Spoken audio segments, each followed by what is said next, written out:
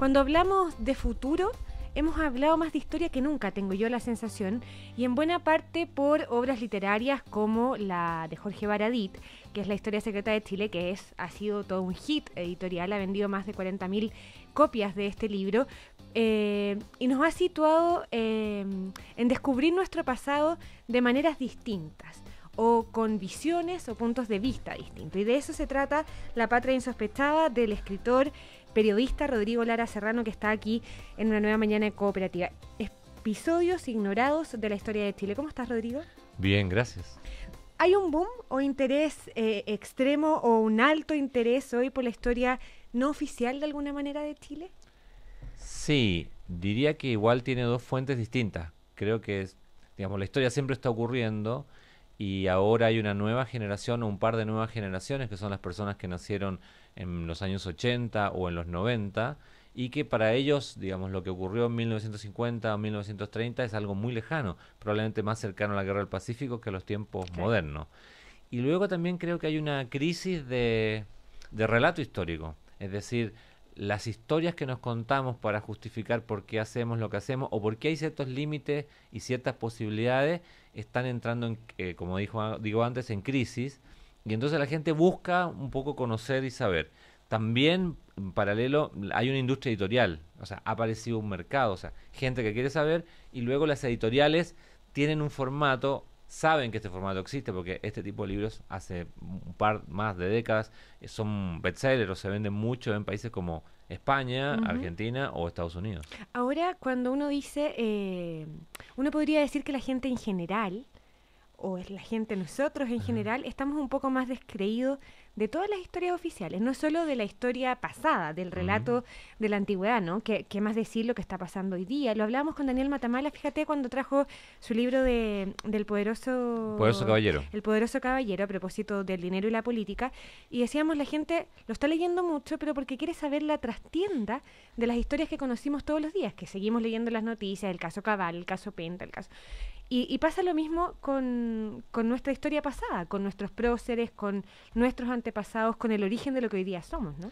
Sí, ahí es interesante porque uno podría decir que uno puede extender esta mirada de todo ha sido oculto siempre, y lo que puede uno justificar es que hay un relato escolar, que es un relato, digamos, oficial, que se ha ido construyendo a partir de las décadas, y ese relato es una simplificación de la historia. Ahora, después está el relato de los historiadores, que es un campo académico confrontacional, porque tenemos distintas escuelas de historiadores, sí, claro, que cuentan distintas versiones muy serias de la historia. De quién la escriba, de qué lado se escriba la historia. De la historia de Chile.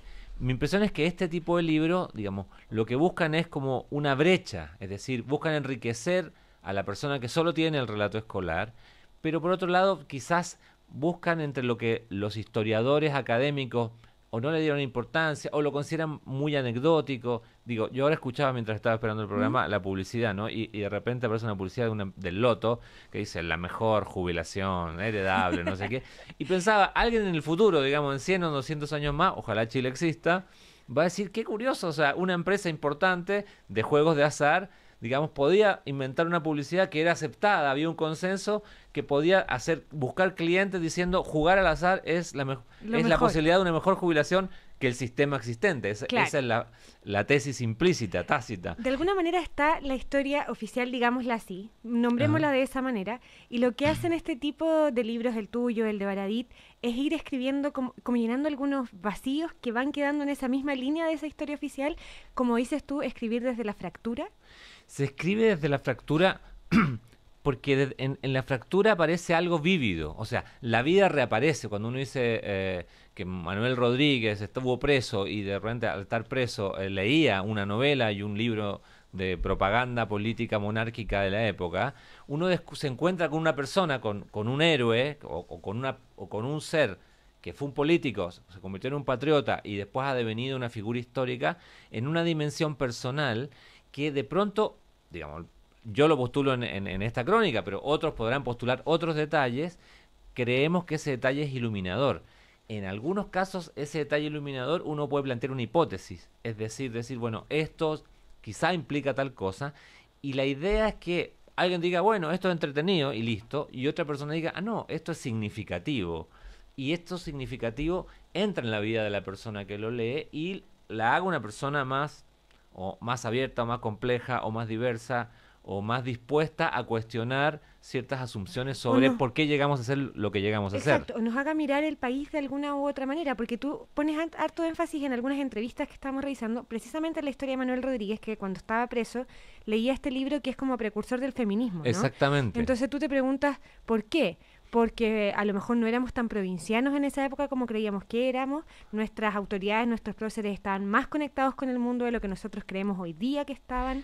Bueno, es interesante una cosa digamos, yo la pensé, aunque me imagino que los historiadores lo deben tener clarísimo, cuando parte la patria vieja, hay una conexión con esta época en el sentido siguiente. Bueno, no es una sociedad de masas como la actual, ni tecnológicamente desarrollada en el sentido capitalista como la actual. Sí, claro. Sin embargo, es una sociedad donde hay una crisis que es el relato dinástico. El poder se genera porque hay una familia que Dios le dio el poder, etcétera, etcétera. Y ahora tenemos una crisis no similar, pero hay un emparentamiento de crisis porque la gente está cuestionando la legitimidad de la acción de sus representantes elegidos bajo el modelo de soberanía popular. Claro. Ahora, en ese momento no había partidos políticos, porque había gente que decía, no queremos ser independientes, o queremos ayudar al rey, o queremos... Habían grupos. Habían grupos. Y ahora, y esto es lo importante, digamos, que tiene que ver con este momento de Chile, hay un momento en el cual la gente dice, los partidos ya no son partidos, sino que son grupos. O sea, son grupos de interés, Claro. que se representan a sí mismos o que al revés, representan a terceros, pero que como lobistas. O sea, es decir, no están interesados en el interés general. Ahora, hay un investigador, estadounidense, Benedict Anderson, que él dice que los países, en el sentido de las naciones, se sostienen a través de un relato de una comunidad imaginada. Entonces, cuando esa comunidad imaginada implica una solidaridad imaginaria, es decir, mental, cuando tú hace poco estaba la noticia del el agua con los gusanos, Claro. yo decía, qué interesante, porque si nos dicen que no sería noticia que hay agua con gusanos en Malawi, en África, o si fuera noticia uno diría, uy, qué pena, pobre gente, qué desorden allá lejos, digo. Ni te Ahora, explico que si sea fuera aquí en acá, Santiago. no es un tema de cercanía física, es un tema de que ellos, aunque yo no conozca a la gente de esa ciudad, aunque nunca haya ido, aunque sea de Arica, aunque sea del interior de Coyhaique, hay una situación de identificación. Y esa identificación, esos lazos de identificación se construyen a través de relatos. Y uno de esos relatos es el relato escolar que aprendemos en el colegio. Quiero volverte a situar en lo que está pasando hoy, porque me parece bonita las coincidencias con lo que el libro quiere demostrar también. Hoy día estamos en un momento en Chile que la autoridad en general está absolutamente en cuestión, ¿no? Las autoridades políticas, las autoridades de todo tipo, las autoridades deportivas, incluso hemos visto con el fútbol. Y aquí en el libro hay, de alguna manera, héroes o próceres, como yo le he dicho durante esta entrevista, que son bajados del pedestal, que de alguna manera buscaste humanizarlos, ¿no? Como ponerlos más allá de la figura del héroe. Hay una necesidad también en el lector de deshumanizar a nuestros héroes. De humanizarlos, perdón. O sea, de humanizarlos o de alguna manera ver héroes caídos, así como caer a los héroes.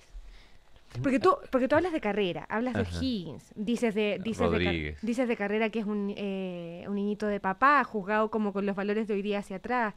Claro, igual hay que tener cuidado porque este libro, como otros libros de este tipo, hay un pecado que los historiadores son, digamos, historiadores profesionales, nos quieren tirar yo creo que todo por la cabeza, Sí. que es que cuando uno utiliza valores del presente para Exacto. juzgar el pasado, esos valores, digamos, es injusto porque esa persona no tenía acceso a esos valores. Ahora, en el caso, por ejemplo, de Manuel Rodríguez, cuando se insinúa la posibilidad de que él sea un protofeminista, se está insinuando que él justamente, o sea, los héroes del pasado se consideran héroes por dos razones, porque son necesarios para fundar un relato de una comunidad, como el padre de la patria, pero también en la modernidad porque se entiende que ellos abrieron como un horizonte, un espacio que era impensado. Ahora, desde este punto de vista, digamos, tanto héroes caídos como héroes sostenidos tienen que ver con la construcción de este relato común, pero con la posibilidad de la inspiración. Es decir, nosotros no podemos ser, ni queremos ser O'Higgins, ni Carrera, ni Rodríguez, pero tal vez ellos fueron, en su audacia en ese momento, los que abrieron la posibilidad de que haya muchas formas de ser actuales. Claro, a lo que voy yo es por qué te resulta significativo que sepamos que José Miguel Carrera, por ejemplo, era un hijito de su papá, más personalista que otros patriotas, en el ambiente agitado de la independencia donde no había partidos y sí varias facciones de poder. No hay que olvidar, dijiste en una entrevista, que Carrera organizó el primer golpe de Estado, que si bien impulsó la creación del primer periódico, censuraba todo lo que no le parecía. Bueno, en el caso de Carrera, que como se verá en la crónica no es muy ángel de mi emoción, me Que ocurre el que país lo se veo bien que carrerista, o'higuinista, no, rodriguista. no, digamos, creo que bueno, que digamos ya eso tendría que estar superado, pero en el caso concreto de Carrera, él es una persona, y yo creo que hace un eco con el presente, que estaba muy dotada, que tenía la voluntad, la ambición, los recursos, la formación, y él cae en un modelo que era el modelo de esa época, el modelo napoleónico, o sea, cuando aparecen las repúblicas, digamos, había reyes, entonces alguien tenía que romper con eso, y aparecen estas personas, bueno, una es Napoleón, que finalmente se convierten como nuevos reyes, un nuevo emperador. Napoleón fue de hecho emperador, hubo otros héroes republicanos que en Latinoamérica se convirtieron en dictadores, en Argentina, digamos, en Colombia, etcétera, etcétera, Sí, en claro. Perú. Entonces él cayó, o sea, él no pudo encontrar una solución eh, comunitaria, es decir, que considerara a los otros, porque la idea de que hay un hombre señalado, una figura providencial, que es la imagen literaria, que es un poco lo que hemos visto en las dictaduras chilenas, la más reciente. Pinochet finalmente construyó un mito en el cual él era una figura providencial, él había salvado al país de un ta ta ta ta ta ta. Sí, claro. Y digamos, cuando caemos en esta tentación, lo que ocurre es que le damos a un hombre o a una mujer, podría ser una mujer dictadora, todo el poder y ahí digamos, se fractura, o sea, la comunidad comienza a depender de esta figura, que era lo que ocurría en los tiempos monárquicos, donde la figura, digamos, del rey o de la reina eran los que sustentaban toda la A una relación sociedad a completa, la digamos. sociedad De completa. O'Higgins dices en el libro que es soberbio y dictador, conspirador, perteneciente a una familia privilegiada segundona. Bueno, yo esto lo he aclarado en otros lugares. O'Higgins, como Carrera y como Rodríguez, todos indudablemente pertenecían a un grupo A una privilegiado, elite, sin a una duda. elite, pero una elite pequeñísima que sabía leer y escribir. En esa época saber leer y escribir era parte de una elite. O sea, A ese era ver, el factor diferenciador probablemente.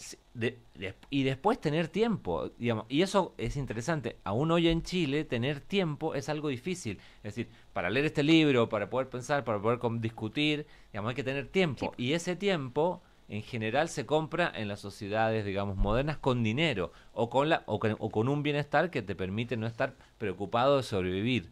Entonces, ellos en esa sociedad que era estamental, donde habían estamentos, y de hecho voy a decir una cosa muy que no me acuerdo bien si está en la crónica ahí, respecto de Carrera. Ya. Carrera, cuando llega a ser director supremo, hay gente, si está en el libro, hay gente que dice, no, él no puede ser director supremo porque él no es lo suficientemente cuico, porque su madre es hija de un juez que no es de los principales. No es lo suficientemente niño bien. Claro, O entre los mismos revolucionarios o republicanos, alguien cuestiona su calidad de posible dirigente Ujú. porque no es lo suficiente, no tiene la suficiente sangre azul, lo cual habla de los prejuicios de ese momento, prejuicios que hoy de nuevo se siguen sosteniendo en términos generales. Yo he visto la discusión sobre las comisiones constitucionales ahora, ¿no? De los de la nueva consejeros. constitución, de los Claro. consejeros, claro. Ahora, si bien Los uno puede decir, los observadores. consejeros no son técnicos, no conocen historia constitucional, En no rigor son observadores. son observadores, digamos, no deja, o sea, que haya un grupo de ciudadanos que pueda hacer observaciones a un proceso de construcción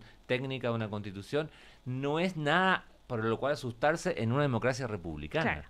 Entonces, igual tenemos, en nosotros todavía tenemos esta idea de que hay gente, digamos, que por razones o de formación o de origen social tiene mayor importancia para los procesos políticos. Y eso en una sociedad republicana es algo que siempre está chocando con lo que promete esa sociedad.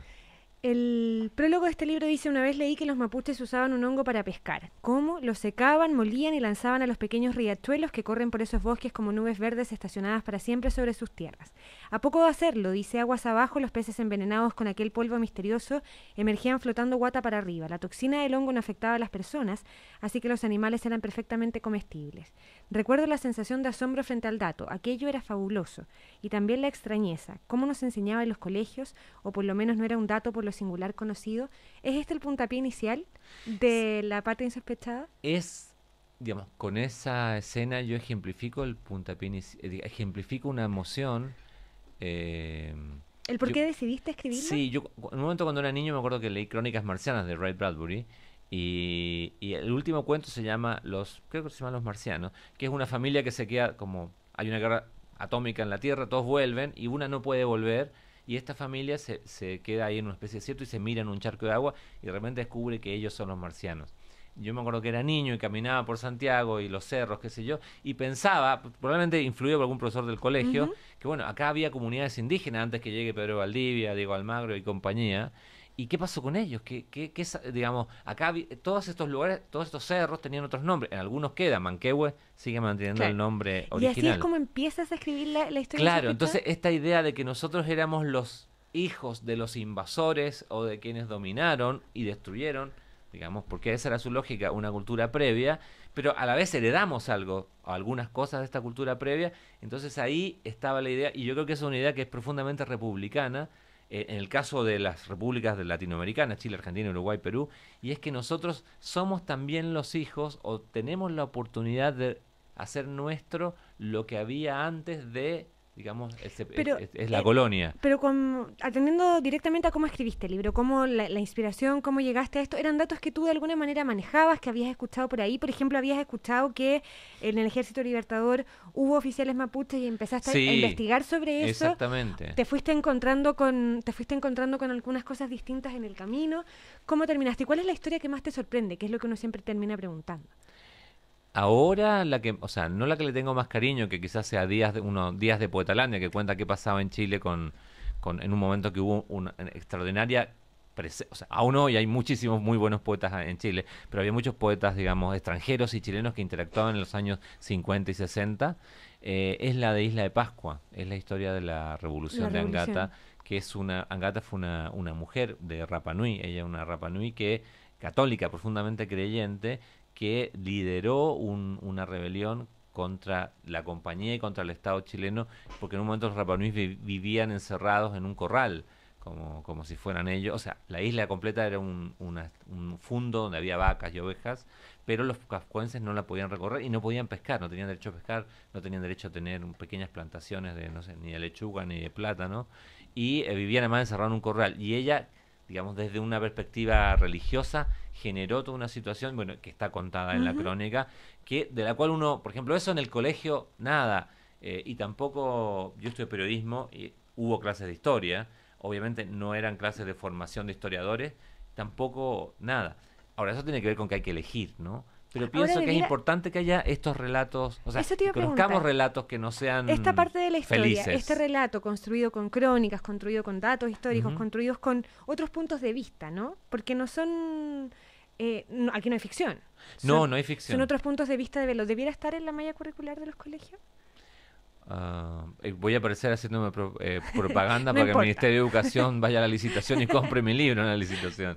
Eh, Creo que los profesores hacen lo mejor que pueden y creo que en ese mejor que pueden, digamos, quizás, yo no conozco los planes curriculares del Ministerio de Educación hoy, quizás estos planes curriculares podrían dejar un espacio en el cual hubiera un foco en la forma de vivir, no en el sentido de la memorización, sino en crear un espíritu crítico sobre la historia, donde nos enseñaran no solo que la historia es una línea, o sea, es una línea donde esto pasó y ya, digamos, te vamos a contar lo que pasó, como si esto fuera una serie Claro. de Netflix, sino que nos dijeran, mira, el pasado es muy amplio, el pasado está casi tan abierto ¿Y como el por qué llegó a futuro. pasar lo que pasó? ¿Y qué va a pasar después de esto? La mirada de hoy Bueno, día. o sea, ¿y por qué aprender historia? ¿Por qué saber de historia?